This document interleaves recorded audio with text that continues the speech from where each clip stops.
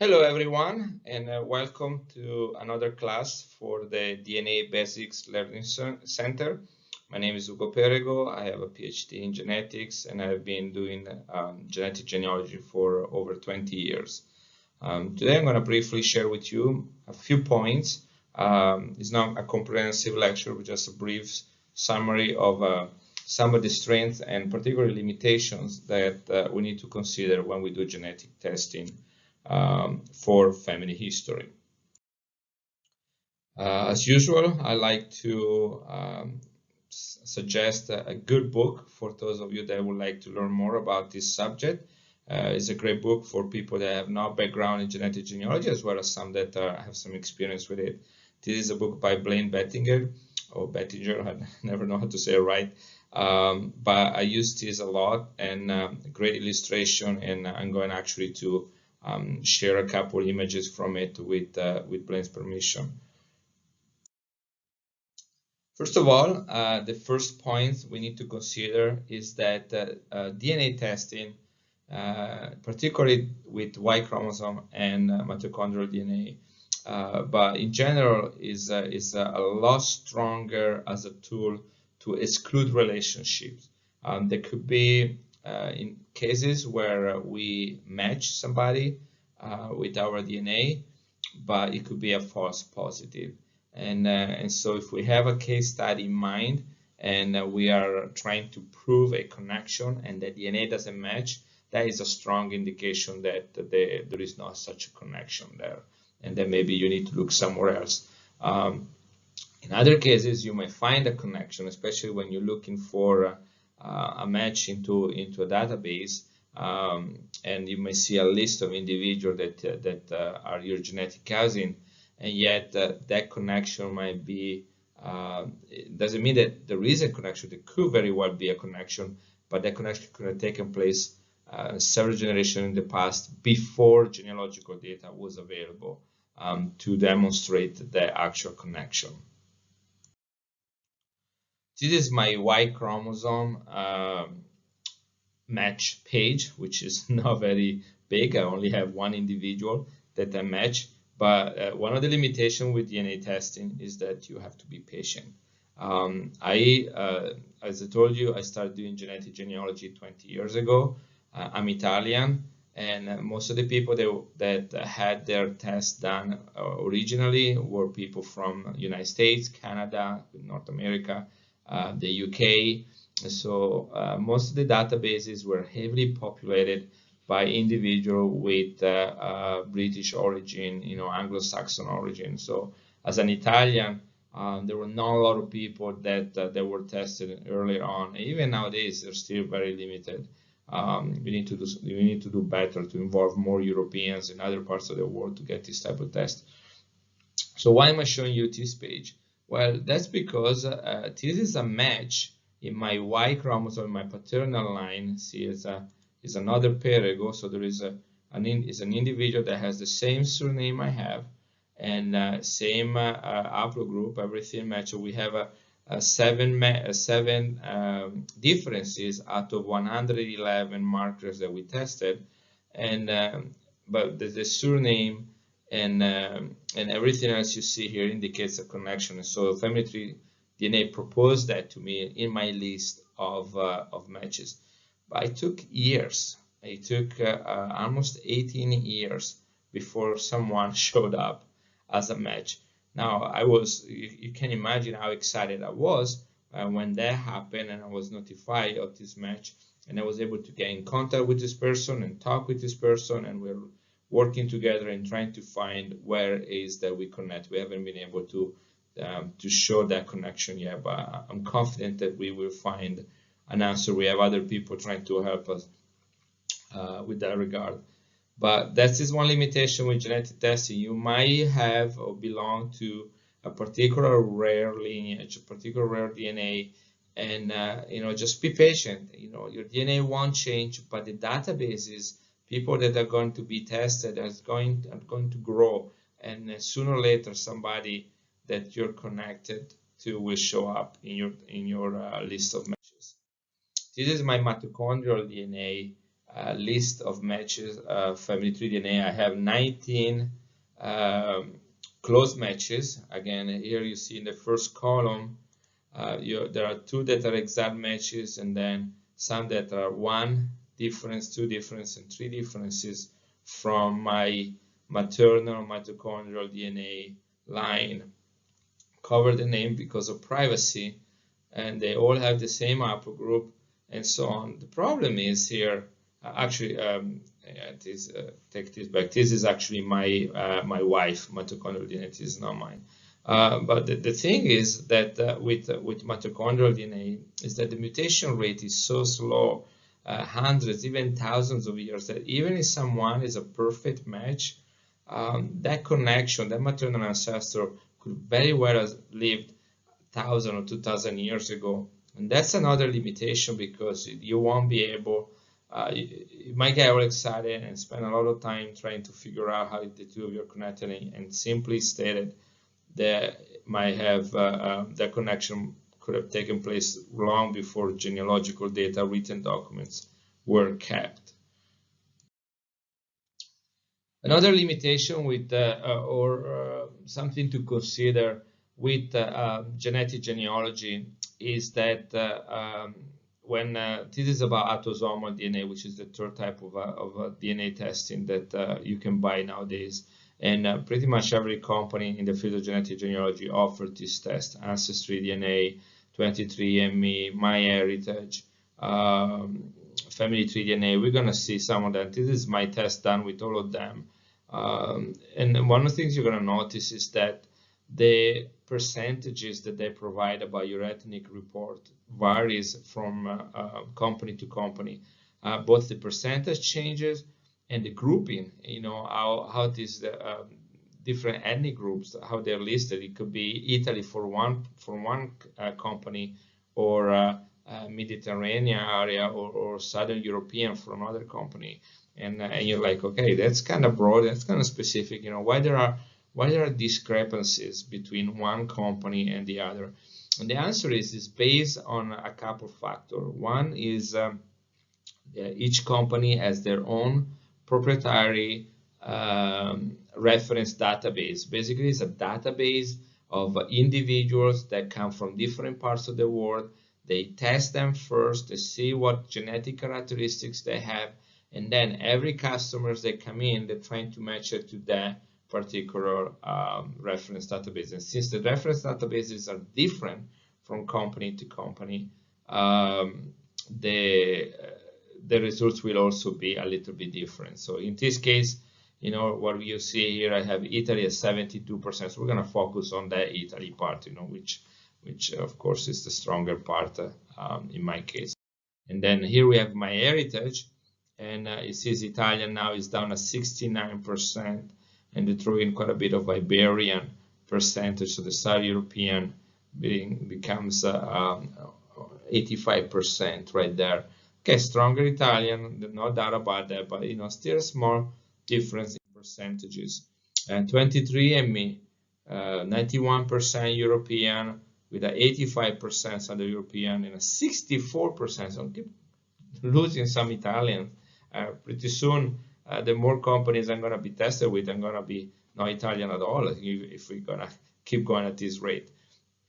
Again, different percentage there. This is family tree DNA. I'm assuming the reference database probably is not very big. They just put me in a very broad Southeast Europe. So 83% European, Southeast Europe. Very general, very broad, no Italians in it, you know. Now, let me make sure that one thing is clear, is that all these companies keep having more customers coming in with more genealogical data, and also they're increasing their reference databases in number and rewriting the algorithms, reevaluating their approach. So once in a while, every 2 years or so, they may do what's called an upgrade, and in some cases, they even show you what your data look like before the upgrade and what it look like after the upgrade. For example, 23andMe just went through an upgrade just a few days ago. I believe was at the beginning of December 2020, and they became the new ethnicity report is a little bit more specific thanks to this upgrade, and they show you both options to see the before and after the upgrade. So a few points to consider in general after, in addition to what I just shared with you. First of all, just know that there is we are divided nowadays by what are political boundaries, political regions, so Italians and French and Germans. But back when all the movements and the mixing of the people took place, those boundaries did not exist. So people traveled and conquered and enslaved and fought against different populations, and they sometimes a whole group of people just left looking for a better place to live, a place maybe where there was more food and not famine and so on. And so the human race, as people, as part of this world, we are very similar to each other. In fact, when you look at a population today, let's say I take the Italians, those Italians will have more diversity among them because you find all sorts of genetic markers within that population. And then when you look at the French people that are next to Italy, you're going to see that they also have the same genetic variation that the Italians have, maybe at different percentages, a different ratio. But if I have a genetic marker in Italy, probably the genetic marker is also found in France, is also found in Asia, is also found in Northern Europe. It's more frequent or less frequent in one region, but what I'm saying is that you pretty much find all sorts of Y chromosome, mitochondrial DNA lines, and different autosomal markers in all the population. So we're very similar, very homogeneous as a human race.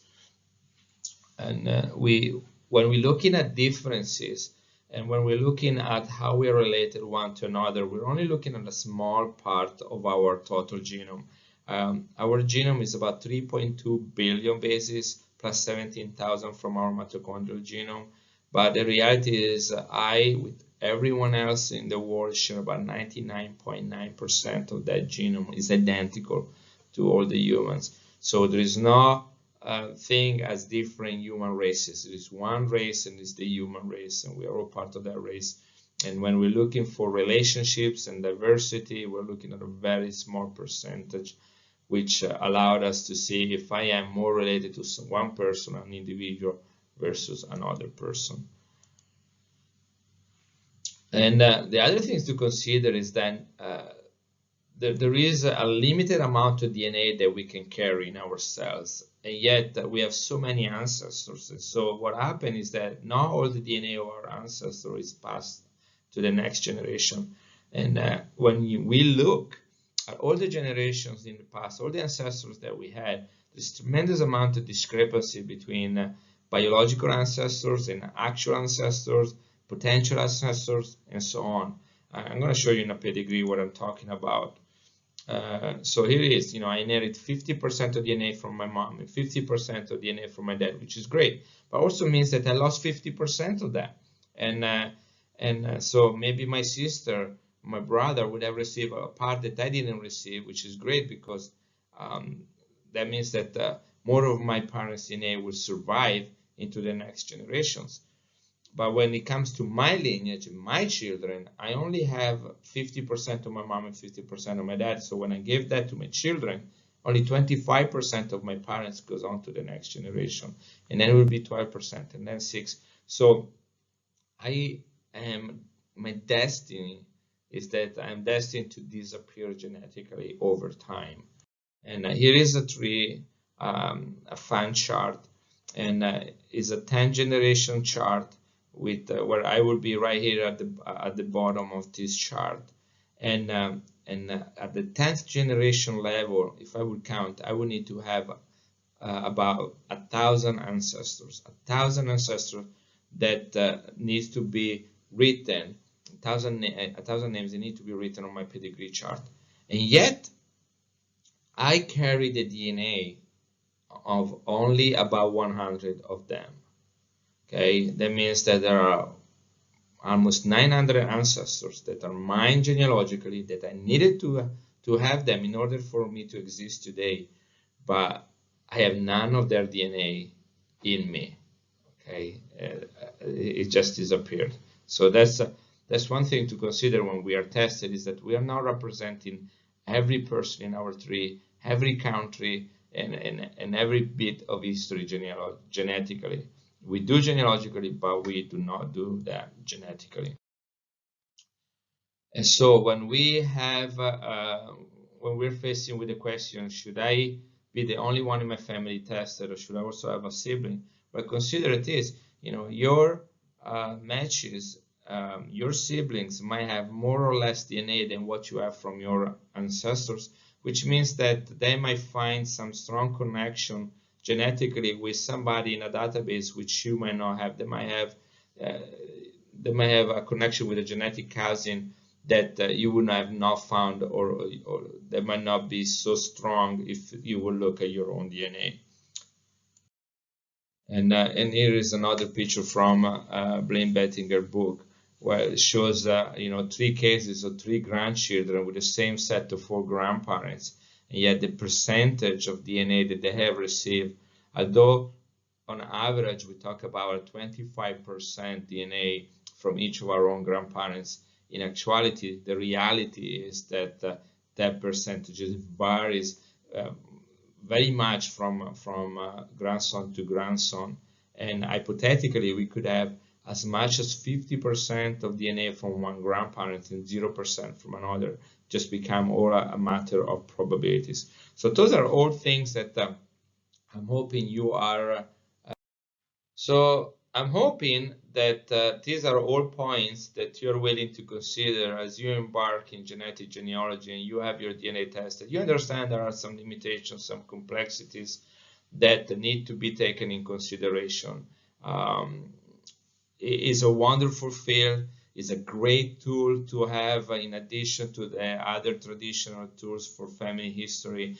But again, it's not the magic wand that answers all the questions. It might take some patience, it might take some additional testing, it might take somebody that will coach you through the whole experience and help you understand what tests you need to do, with which company, and what person needs to be tested within your family. Like you might not be the one that carry the right DNA. You might need to have somebody else in your family to be tested for Y chromosome or mitochondrial DNA.